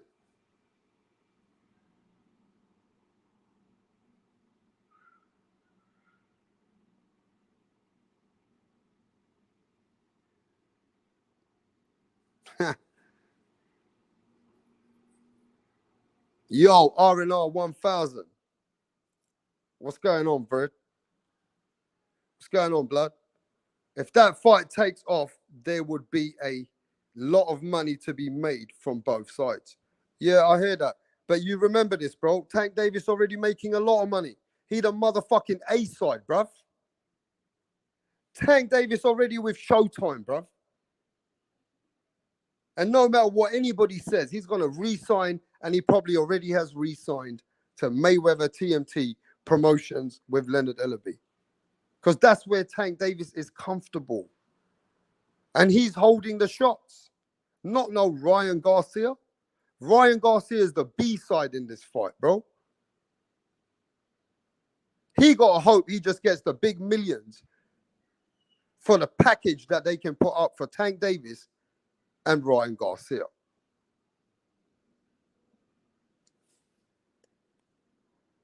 Peter says Ryan can go to Showtime anytime he wants. He's not signed with DAZN. Oscar is. Yeah, that's what I mean, Peter. Ryan Garcia is the one who's going to have to go to Showtime and fight on their network, bro. Ain't no Tank Davis coming to do this deal for Oscar De La Hoya, for Oscar De La Hoya to have the fight on DAZN. That's just some bullshit. That's not how the fight is really the way I see it. You're going to have to go to Ryan's house. I mean, you're going to have to go to Tank Davis's house. Ryan's got to pack his bags and go to Tank Davis's house. And he's not even obligated to DAZN. Oscar De La Hoya is. So Ryan Garcia got to push it and say that he's ready to go to their house to fight Tank Davis. That's what he got to do. If he wants to put Tank Davis to shame on the internet, on social media, he got to know what he's got to do. And he's got to ready to say, yo, I'm ready to go to where it takes. I'll go to their side and I'll become the B side and I'll fight Tank Davis. And then Tank Davis is going to look stupid if he don't take the fight. Ryan Garcia got to put that pressure on them and say, fuck this Oscar De La Hoya talk. Like the fight has to be on DAZN. That's some bullshit. If the fight's real, Ryan Garcia got to go onto the mainstream and tell everybody that he's ready to do what it takes and go to their house. Then you might see a fight. Logically, if you ask me.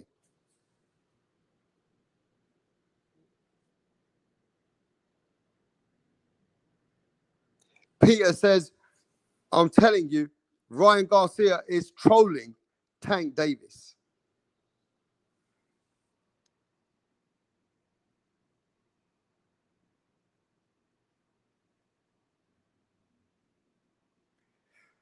The only problem with that is Tank ain't calling for the fight. Ryan and Oscar are.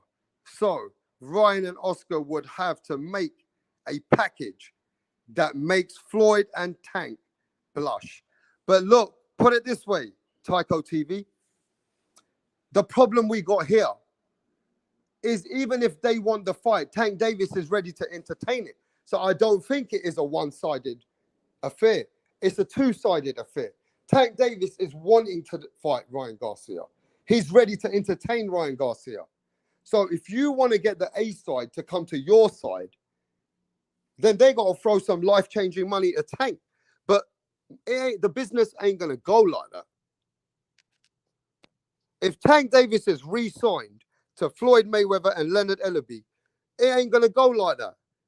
No matter how much money they send it that way, Tank Davis, Mayweather, Ellerby is not going to allow that fight to happen with DAZN. Because they know the same money that generates over Tank Davis and Ryan Garcia is a mega, mega fight. So Showtime is going to want to put that package up with the promoters. The promoters have to bring it together, and the A side is more likely to bring it together, just like they're doing with Terence Crawford. It's Errol Spence's team and Errol Spence's people that's putting it up, not no Terence Crawford. So if Ryan wants that fight and Tank's willing to entertain it, like Errol Spence is willing to entertain Terence Crawford, then the big bucks can come from them too. The big money can come from Mayweather. I mean, the promoters, Al Heyman and Showtime to put the package up, where Ryan Garcia can't say no. That's how you're going to get that fight, if you ask me. I don't believe that A side is going to be left, leaving Mayweather, Leonard Ellerby ain't looking to make that fight like that. They'll do what it takes for that fight to be on their home, on the A side's house, not on the B side's house.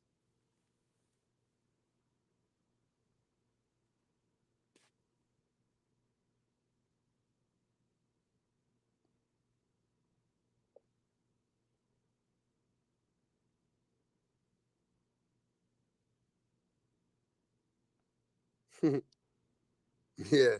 Senior Lopez is a nutter. Yeah, Senior Lopez, he got energy for the world, mate.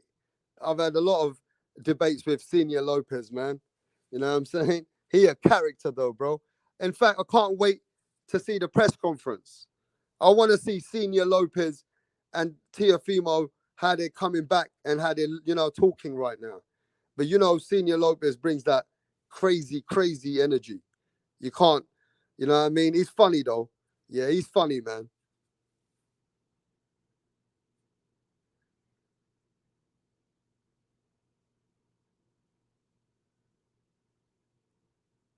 So Brian Guzman says that Golden Boy don't need to be involved in this fight. Ryan Garcia got no obligations to DAZN. Only Oscar De La Hoya got obligations to DAZN. So Golden Boy don't need to hold that fight back. But listen to what they're going to do. They're going to do the same thing that they did with Jaime Munguia and Jamal Charlo. When Jamal Charlo signed to fight Jaime Munguia, Oscar De La Hoya said the only way he's going to allow that fight to happen, being Jaime Munguia's promoter. Who remembers that, Brian? You remember what Oscar De La Hoya did, though? He said, nah, bruv, we ain't doing it like that. Jamal Charlo got a fight on DAZN and Showtime. We're going to split it. And that fight went to down the fucking dustbin. I'm just saying, Brian. You remember that, didn't you?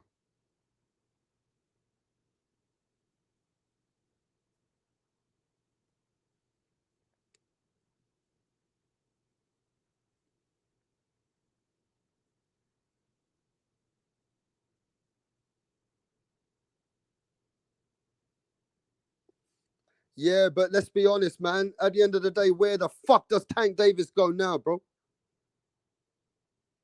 Tank Davis already has fought everybody in his own house. He's got to make a big fight now. He's older than all these cats. Tank Davis is about 27, 28 years old. Never fought Lomachenko when he was younger. Never fought the names that you wanted him to fight. You got to let Tank Davis now push the weight to get this fight. I don't want Mayweather, Leonard Ellerby, or Al Heyman to make Tank Davis look soft. I hope they try to negotiate and get Ryan Garcia in the fucking ring. Because it's very tough, but you need Tank Davis to get some serious credibility. And right now, Ryan's looking good. So if Tank Davis beats Ryan, yes, man, that does a lot for Tank. But he got to get a top 5 name in his fucking, in there now. And he's got to get someone like a Ryan Garcia. I mean, we got to, who's Tank Davis going to fight? If he doesn't fight Ryan Garcia, bro, who the fuck is Tank Davis going to fight? He's running out of opponents in his own house. He got to make some different fights now. I'd love to see Tank Davis versus Jose Zepeda even. I'd love to see Tank Davis versus Jose Ramirez. You know what I'm saying? We know that Devin Haney got obligations with Cambosis. So ain't nobody talking about that now. Because we know that those guys have got a rematch right now. But Tank Davis got to be in a big name fight now. Rolly Romero was just there for hype. Rolly Romero wasn't the man on paper anywhere near Ryan Garcia. I'm just saying.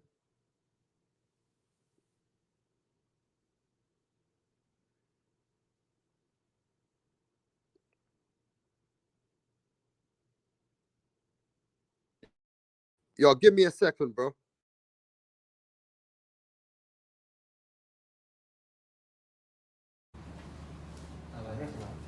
Hah? Topal kuat. Ngomong, Bu. Tapi jangan kau tunggu omongin. Bapak lihat sana aja. Lihat sana aja, Pak. Iya. Yang nengok itu. Ih, nengok sana. Iya. Ada sono belum. Bandel kali ini. Tunggu. Tunggu. Belum ini masih kapak, Pak. Kapak. Iya. Tunggu, belum masuk. Tunggu. Udah. Gini. Bapak ikut arahan saya. Bapak lihat di sebelah sana. Dan tangannya di kepala. Iya. Ini gini aja. Nah. Ini jarumnya. Iya. Belum, Bro. Ini apa? Apa itu? Itu masih swabnya loh, guys. Terus ya biar nggak kerasa, makanya nengoknya ke sana. Ih, bandel.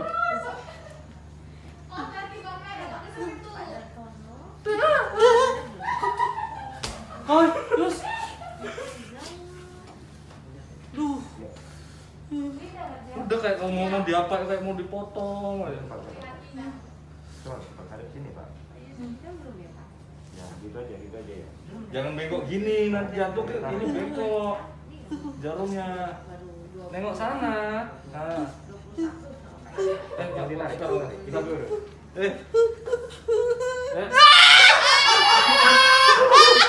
Jangan apa? Jangan goyang. Jangan goyang.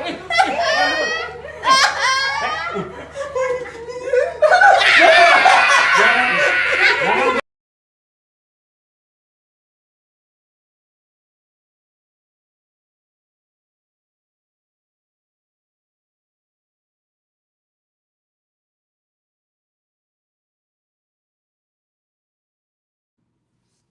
Yo, hey man, that guy's a freak.